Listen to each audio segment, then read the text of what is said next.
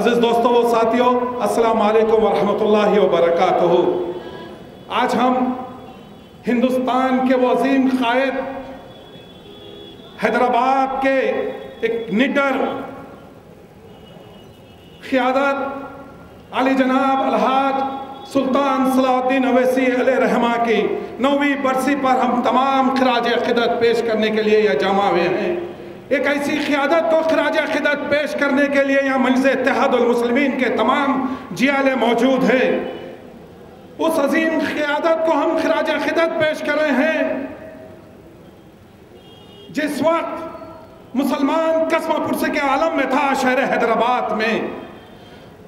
اپنے آپ کو مسلمان کہلانے کے لیے ڈرتا تھا، سر پہ ٹوپی پہن کے یہ گلی کوچوں میں پھرنے کے لیے ڈرتا تھا۔ اس وقت کا ظالم اور مرہوس وزیر اعلیٰ نرسمہا راؤ تھا۔ اس نے سلطان صلاح الدین اویسی علیہ رحمہ کو جیل کی صحبتوں میں قید کر کے چار مینار کے دامن میں گلداروز کے سامنے ٹھہر کے کہہ رہا ہے کہ اگر کوئی حیدرآباد کا مسلمان پاکستان کا ریڈیو اگر سنے گا تو میں شیش پگھلا کے ان مسلمانوں کے کان میں ڈالوں گا۔ تو اس وقت آپ کے میرے مرحوم قائد سلطان صلاح الدین اویسی علیہ رحمہ قید میں تھے۔ جب اسمبلی کا سیشن ہوتا ہے، جب آپ کو رہائی عمل میں آتی ہے، اس وقت چیف منسٹر نرسمہا راؤ کی موجودگی میں سلطان صلاح الدین اویسی علیہ رحمہ اٹھ کے ٹھہرتے ہیں اور کہتے ہیں کہ اے نرسمہا راؤ، اے آندھرا پردیش کے چیف منسٹر، میں ایک مسلمان سلطان صلاح الدین اویسی کہہ رہا ہے، حیدرآباد کے مسلمانوں کے ووٹ لے کے منتخب ہو کے آج ایوان اسمبلی میں کہہ رہا ہوں، اگر تیرے میں دم ہے تو میرے کو میری رہائی کے بعد وہ الفاظ کہے، میرے کو جیل میں بند کر کے، اور حیدرآباد کی پرانے شہر کی گلی کے اندر جو الفاظ کہہ رہا تھا کہ میں دوہرا رہا ہوں کہ ہاں میں مسلمان سلطان صلاح الدین اویسی پاکستان کا ریڈیو سنتا ہے، اور تیرے میں دم ہے تو آ میری کان میں شیش پگھلا کے ڈال دے۔ تو اس وقت سے لے کے مجلس اتحاد المسلمین کی قیادت ترقی کرتے گئی ہے۔ آج مجلس اتحاد المسلمین کے عظیم قائد کو خراج عقیدت پیش کر رہے ہیں۔ یہ ملک کی آزادی ہوتی ہے، مجلس اتحاد المسلمین کے جب تک تعلیمی ادارے قائم نہیں ہوتے ہیں تو ہندوستان کے گلیوں میں اور حیدرآباد کی گلی کوچوں میں کہ ایک آدھ مسلمان ڈاکٹر نظر آتا تھا۔ جب مجلس اتحاد المسلمین کے یہی قائد سلطان صلاح الدین اویسی علیہ رحمہ ایک وقت آیا تھا، ایک موقف آیا تھا کہ مسلمانوں کی طاقت کا مظاہرہ کرنا تھا اسمبلی کے اندر، تو آپ نے کہا تھا کہ ہمارے پاس تعلیمی ادارے نہیں ہیں، ہمارے پاس MBBS کا دواخانہ نہیں ہے، ہمارے پاس MBBS کی کالجز نہیں ہیں۔ تو اس وقت کے بعد کہ مجلس اتحاد المسلمین کے یہی قائد نے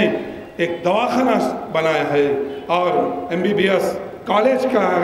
قیام عمل میں آیا ہے۔ کہنے کا مقصد یہ ہے کہ آج جتنے کالجز شہر کے حیدرآباد و اطراف اقلیم میں ہیں کہ سلطان صلاح الدین اویسی علیہ رحمہ نے تحریک دی ہے کہ سب سے پہلے